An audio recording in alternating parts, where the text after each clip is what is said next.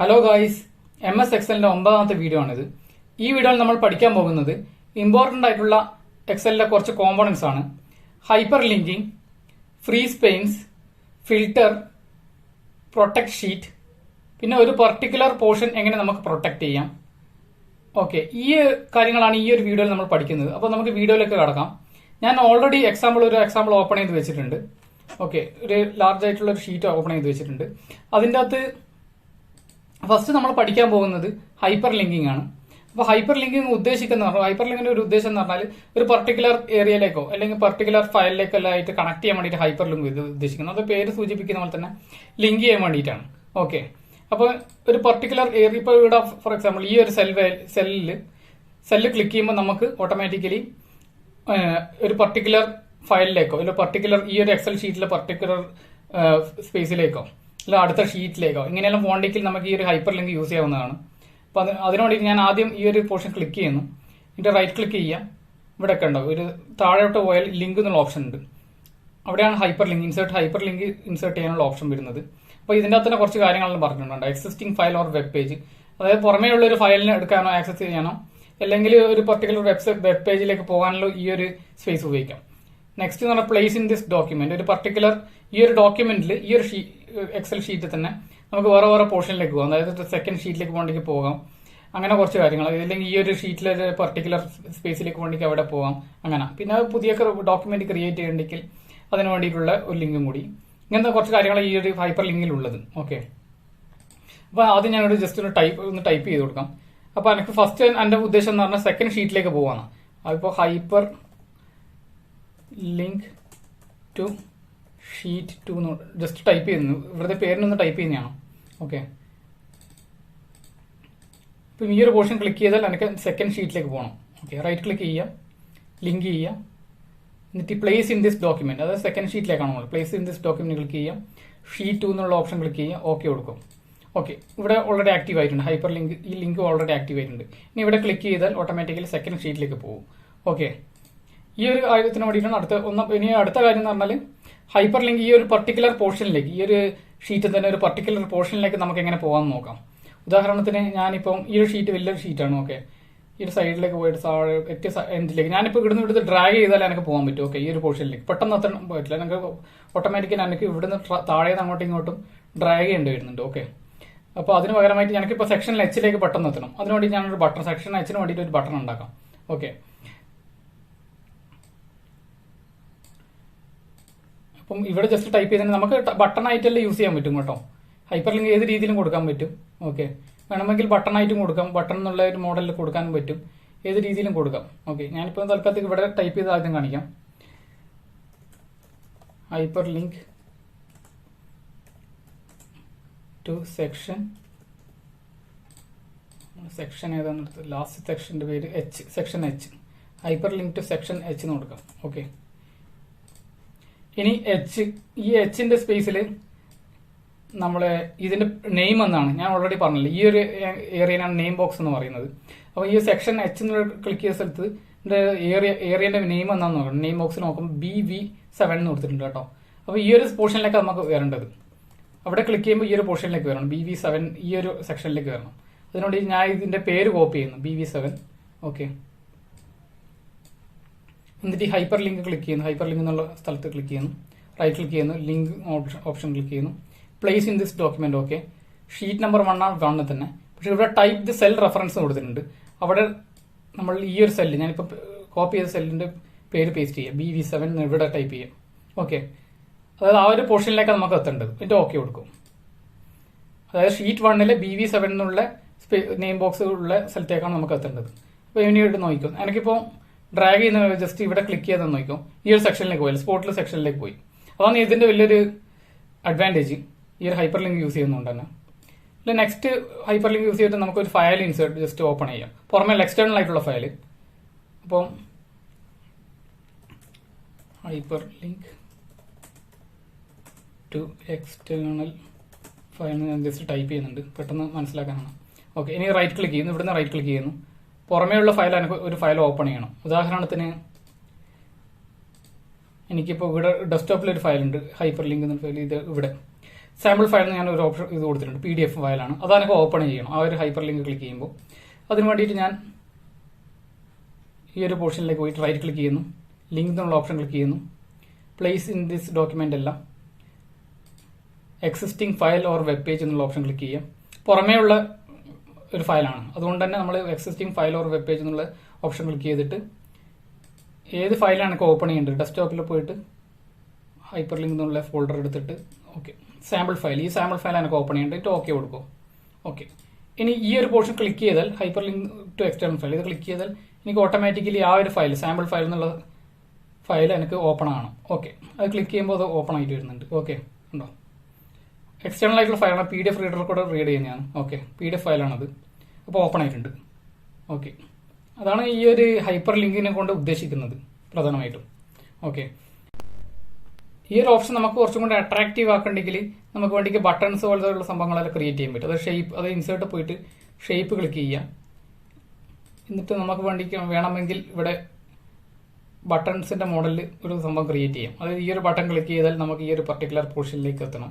അത് ജസ്റ്റ് ഞാൻ കാണിക്കുന്നതാണ്. ഓക്കെ, ഈ സെക്ഷൻ Hലേക്ക് എത്തണം. അപ്പം വീണ്ടും BV7 എന്നുള്ള സംഭവം കോപ്പി ചെയ്യുന്നു. അത് നെയിം, ഈ ഒരു സെക്ഷൻ Hന്റെ നെയിം BV7 ആണ്, അത് കോപ്പി ചെയ്യുന്നു.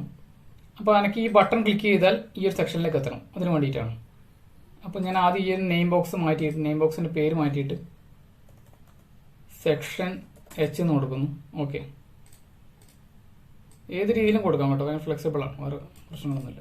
ഓക്കെ, അപ്പം ഈ ഒരു ബട്ടൺ ക്ലിക്ക് ചെയ്താൽ ഈ ഒരു സെക്ഷൻ Hലേക്ക് പോകണം. അതിന് വേണ്ടിയിട്ട് ഇനി ഈ ഒരു സിമ്പിൾ റൈറ്റ് ക്ലിക്ക് ചെയ്യുക, ലിങ്ക് എന്നുള്ള ഓപ്ഷൻ ക്ലിക്ക് ചെയ്യുക. നേരത്തെ ചെയ്ത പോലെ തന്നെ പ്ലേസ് ഇൻ ദിസ് ഡോക്യുമെന്റ് കൊടുക്കുക, ഷീറ്റ് 1 കൊടുക്കുക, ഇവിടെ റെഫറൻസ് മാറ്റിയിട്ട് BV7 അത് ഈ ഒരു പോർഷന്റെ പേര് കൊടുക്കുക, ഓക്കെ കൊടുക്കും. ഓക്കെ, ഇനി നെക്സ്റ്റ് സംഭവിക്കുന്നത് ഇവിടെ ക്ലിക്ക് ചെയ്താൽ അവിടത്തേക്ക് പോകും. നമുക്ക് ജസ്റ്റ് നോക്കാം, ഒന്നുകൂടി നോക്കാം. ഇപ്പോൾ ഓൾറെഡി പോർഷൻ ടേബിളുണ്ടോ, ഈ ഒരു സെക്ഷൻ H, ഈ ഒരു ബട്ടൺ ക്ലിക്ക് ചെയ്തിട്ടുണ്ടോ ഈ ഒരു പോർഷനിലേക്ക് പോയി. ആക്ച്വലി ഇത് വളരെ അട്രാക്റ്റീവ് ആക്കാൻ പറ്റിയ ഒരു ഓപ്ഷനാണ്. ഈ ലിങ്ക്, ഈ ഹൈപ്പർ ലിങ്ക് ഉപയോഗിച്ചിട്ട് നമുക്ക് വളരെ അട്രാക്റ്റീവ് ആക്കാം.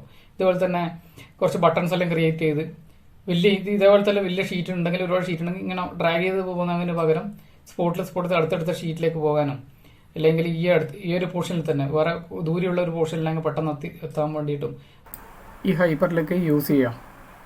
ഇനി നെക്സ്റ്റ് ഓപ്ഷൻ എന്ന് പറഞ്ഞാൽ ഫ്രീസിങ് പെയിൻസ് ആണ്. അതായത് ഒരു പർട്ടിക്കുലർ പോർഷൻ ഫ്രീസ് ചെയ്യാന്ന് പറഞ്ഞു. ഓക്കെ, എനിക്കിപ്പോൾ ഈ ഒരു പർട്ടിക്കുലർ ഡാറ്റ ഇവിടെ കണ്ടോ, രജിസ്റ്റേർഡ് ഓഫീസിന്റെ രജിസ്റ്റേർഡ് ഡേറ്റ്, ഫുൾ നെയിം, ഇത്രയും പോർഷൻ എനിക്ക് ഫിക്സ് ചെയ്യണം. അതിനുശേഷം വരുന്ന ഡാറ്റ എനിക്ക് ഫിക്സ് ചെയ്യാത്ത രീതിയിൽ അങ്ങോട്ടും ഇങ്ങോട്ടും ഡ്രാഗ് ചെയ്യുമ്പോൾ ഇത് കണ്ടോ, ഇത് അങ്ങോട്ട് മൊത്തത്തിൽ ഡ്രാഗ് ആവുന്നുണ്ടോ. ഞാൻ ഈ ഒരു പോർഷനിൽ പോയിട്ട് അങ്ങോട്ടും ഇങ്ങോട്ടും നീക്കുമ്പോൾ മൊത്തത്തിൽ നീങ്ങി പോയിരുന്നു. പക്ഷെ എനിക്ക് ഈ ഒരു സ്പേസ് മാത്രം കോൺസ്റ്റന്റ് ആയിട്ട് ഇരിക്കണം, ബാക്കിയുള്ള പോർഷൻ മാത്രം അങ്ങോട്ടും ഇങ്ങോട്ടും അനങ്ങണം. അതിന് വേണ്ടിയിട്ടുള്ള ഓപ്ഷനാണ് ഞാൻ പറയാൻ പോകുന്നത്. അപ്പോൾ ഫ്രീ സ്പേസ് കൊടുക്കണം. ഓക്കെ, അപ്പം ഫസ്റ്റ് ചെയ്യേണ്ടതെന്ന് പറഞ്ഞാൽ ഈ ഒരു പോർഷൻ ഇത്രയും വരെ എനിക്ക് കോൺസ്റ്റന്റ് ആക്കി വെക്കണം, ഇവിടുന്ന് ഈ ഒരു പോർഷനും കോൺസ്റ്റന്റ് ആക്കി വെക്കണം. ഓക്കെ, ഈ ഹെഡിങ് ഉണ്ടോ, ഈ ഹെഡിങ് കോൺസ്റ്റന്റ് ആക്കി വെക്കണം, ഇവിടം വരെയുള്ള പോർഷനും എനിക്ക് കോൺസ്റ്റന്റ് ആക്കി വെക്കണം, ബാക്കിയുള്ള മാത്രം അങ്ങോട്ടും ഇങ്ങോട്ടും നീങ്ങണം. അതിന് വേണ്ടിയിട്ട് ഞാൻ ഈ ഒരു പർട്ടിക്കുലർ ഇതുണ്ടോ, ഈ ഒരു സെല്ലിൽ ക്ലിക്ക് ചെയ്യുന്നു. എന്നിട്ട് ഇവിടെ ഫ്രീ സ്പേസ് എന്നുള്ള ഓപ്ഷൻ ഉണ്ടോ, അവിടെ ക്ലിക്ക് ചെയ്തിട്ട് ഫ്രീ സ്പേസ് എന്ന് കൊടുക്കുന്നു. ഓക്കെ, അപ്പം ഇവിടെ ഈ ഒരു പോർഷൻ ഫ്രീസ് ആയിരുന്നു. അപ്പോൾ ഇവിടെ ലൈൻ വന്നല്ലോ ഉണ്ടോ, ഈ ഒരു പോർഷൻ ഫ്രീസ് ആയിട്ടുണ്ട്. അതായത് ഇനിയിപ്പം അങ്ങോട്ട് പോയാൽ കണ്ടോ, ഈ ഒരു പോർഷൻ ഫിക്സ് ആയിട്ടുണ്ട്, ലോക്ക് എന്നല്ല ഫ്രീസ് ആയിട്ടുണ്ട്. ഓക്കെ, ഇത് മൊത്തത്തിൽ നീങ്ങുന്നുണ്ട്. ഓക്കെ, ഇനി ഈ ഹെഡിങ്ങും അതേപോലെ തന്നെ ഹെഡിങ്ങും ഉണ്ടോ, ഹെഡിങ്ങും ഫിക്സ് ആയിട്ടുണ്ട്. അപ്പോൾ അതിന് വേണ്ടിയിട്ടാണ് ഈ ഒരു ഫ്രീ സ്പേസ് എന്നുള്ള ഓപ്ഷൻ നമ്മൾ യൂസ് ചെയ്യുന്നത്. പിന്നെ വേറെ ഓപ്ഷൻസ് ഉണ്ട് ഇതിൻ്റെ അകത്ത്, free top row, free first column എന്നീ ഓപ്ഷൻസ്. പക്ഷെ ഞാൻ കോമൺലി യൂസ് ചെയ്യുന്ന ഇതാണ്. കാരണം എന്താ, ഇത് നമുക്ക് ഒരു പർട്ടിക്കുലർ പോർഷനിൽ തന്നെ വെച്ചിട്ട് ലോക്ക് ചെയ്യാൻ, ഫ്രീസ് ചെയ്യാൻ പറ്റും. മറ്റേതാണെങ്കിൽ ടോപ്പ് റോ മാത്രം, ഇത് ഫ്രീസ് ടോപ്പ് റോ എന്ന് പറഞ്ഞാൽ ടോപ്പ് റോ മാത്രം ഫ്രീസ് ആവും, ഫ്രീസ് ഫസ്റ്റ് കോളം എന്ന് പറഞ്ഞാൽ ഫസ്റ്റ് കോളം മാത്രം ഫ്രീസ് ആവും. അതിന് വേണ്ടിയിട്ടാണ് അത് യൂസ് ചെയ്യുന്നത്. പക്ഷെ കോമൺലി ഞാൻ യൂസ് ചെയ്യുന്നത് ഇത് തന്നെയാണ്, ഈ ഒരു ഫ്രീ സ്പേസ് എന്നുള്ള ഓപ്ഷൻ തന്നെയാണ്. ഓക്കെ, ഇനി അൺഫ്രീസ് ചെയ്യേണ്ടി അതേ പോർഷനിൽ പോയിട്ട് അൺഫ്രീസ് കൊടുക്കാം. അപ്പോൾ സാധാരണ ഇത് രീതിയിൽ തന്നെ വരും കേട്ടോ. ഓക്കെ, ഇവിടെ ഫ്രീ സ്പേസ് കൊടുക്കാം. ഓക്കെ, ഈ ഒരു ഉപയോഗത്തിന് വേണ്ടിയിട്ടാണ് ഈ ഒരു കാര്യം, ഈ ഒരു ഫ്രീ സ്പേസ് എന്നുള്ള ഓപ്ഷൻ യൂസ് ചെയ്യുന്നത്. ഇനി നെക്സ്റ്റ് ഓപ്ഷൻ എന്ന് പറഞ്ഞാൽ ഫിൽട്ടർ ആണ്. അപ്പോൾ ഫിൽട്ടർ എന്ന് പറഞ്ഞാൽ കോമൺലി യൂസ് ചെയ്യുന്നത് ഹോമിൽ പോയിട്ട് ഈ ഒരു പർട്ടിക്കുലർ പോർഷൻ കണ്ടോ, സോർട്ട് ആൻഡ് ഫിൽട്ടർ. അത് ഫിൽട്ടർ ചെയ്തിട്ട് എടുക്കാൻ വേണ്ടിയിട്ടാണ് ഫിൽട്ടർ ആക്ച്വലി യൂസ് ചെയ്യുന്നത്. ഫിൽട്ടർ ഒരു പർട്ടിക്കുലർ ഡാറ്റ ഫിൽട്ടർ ചെയ്തിട്ട് അത് മാത്രം ഫിൽട്ടർ ചെയ്തിട്ട് എടുക്കാം.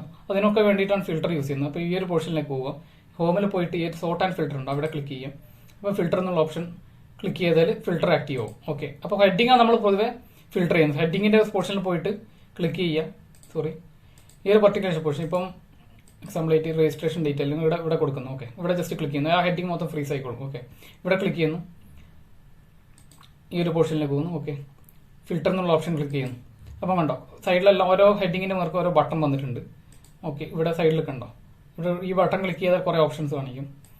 അതിൻ്റെ അകത്ത് നമുക്ക് ആവശ്യമുള്ള കാര്യങ്ങൾ വെച്ച് സെലക്ട് ചെയ്തിട്ട് ഫിൽട്ടർ ചെയ്യാൻ പറ്റും. അതാണ് ഈ ഫിൽറ്ററിനെ കൊണ്ട് ഉദ്ദേശിക്കുന്നത്. ഇപ്പോൾ ഇവിടെ രജിസ്റ്റേർഡ് ഓഫീസ് ഉണ്ടോ, കോഴിക്കോട് കണ്ണൂർ എന്നെല്ലാം കൊടുത്തിട്ടുണ്ട്. അപ്പോൾ എനിക്കൊക്കെ ഇപ്പോൾ കണ്ണൂരിൻ്റെ ഡാറ്റ മാത്രം ജസ്റ്റ് കാണണം.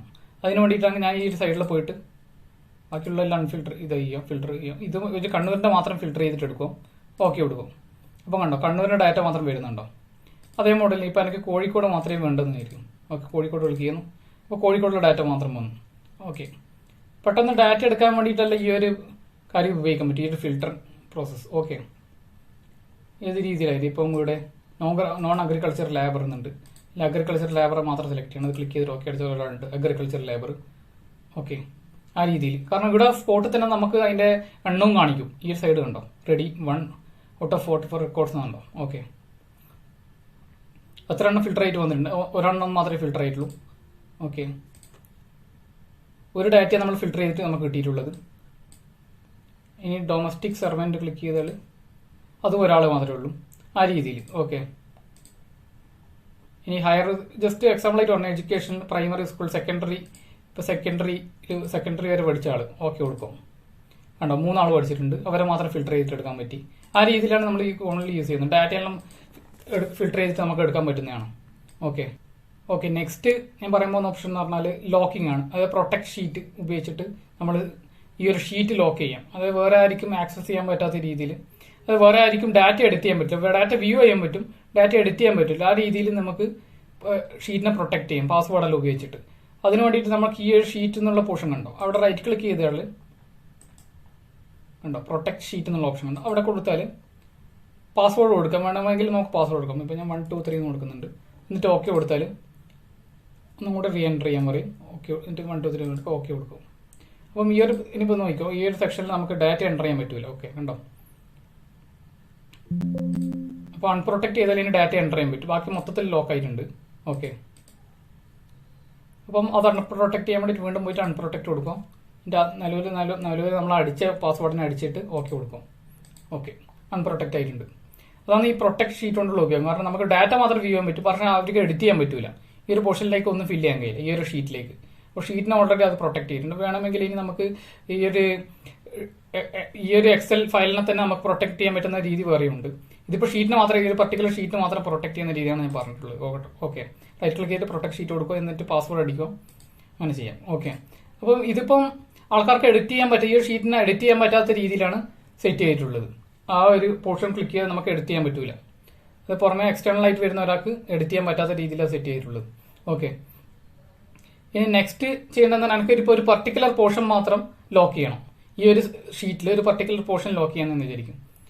ഓക്കെ, അതായത് നമ്മളിപ്പോൾ യൂസർക്ക് ഈ ഒരു ഫയൽ കൊടുത്തിട്ടുണ്ടെങ്കിൽ അവർക്ക് ഈ ഒരു പോർഷൻ മാത്രം എഡിറ്റ് ചെയ്യാൻ പറ്റുള്ളൂ, ബാക്കിയുള്ള പോർഷൻ എഡിറ്റ് ചെയ്യാനും പറ്റണം. ഓക്കെ, അതിന് വേണ്ടിയിട്ടുള്ളൂ. ഈ ഒരു പോർഷൻ എന്ന് പറഞ്ഞാൽ ഇവിടെ നിന്ന് ഇത്രയും വരെ കൊടുക്കാം. ഓക്കെ, ഈ ഒരു പോർഷൻ എഡിറ്റ് ചെയ്യാണ്ടിരിക്കണം യൂസർ, ബാക്കിയുള്ള എഡിറ്റ് ചെയ്തിട്ട് അവർക്ക് ടൈപ്പ് ചെയ്യാൻ പറ്റണം. ആ രീതിയിൽ യൂസർക്ക് പ്രൊവൈഡ് ചെയ്യുന്നുണ്ടെന്ന് വിചാരിക്കും. അതിന് വേണ്ടിയിട്ടാണെങ്കിൽ ഞാൻ വീണ്ടും ഫസ്റ്റ് ചെയ്യേണ്ടതെന്ന് പറഞ്ഞാൽ ഈ ഒരു പോർഷൻ കണ്ടോ, ഈ ഒരു പോർഷൻ ക്ലിക്ക് ചെയ്തിട്ട് ഈ ഒരു എക്സൽ ഈ ഒരു ഷീറ്റ് കംപ്ലീറ്റ് സെലക്ട് ചെയ്യുക.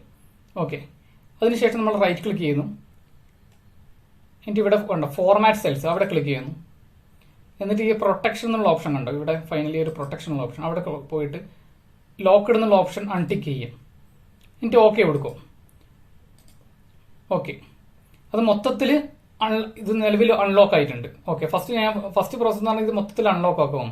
ഓക്കെ, അതിനുശേഷം എനിക്ക് വേണ്ട പോർഷൻസ് ഏതെല്ലാം എവിടെയാണ് ലോക്ക് ചെയ്യേണ്ടത്, ആ ഒരു പർട്ടിക്കുലർ പോർഷൻ മാത്രം സെലക്ട് ചെയ്യും.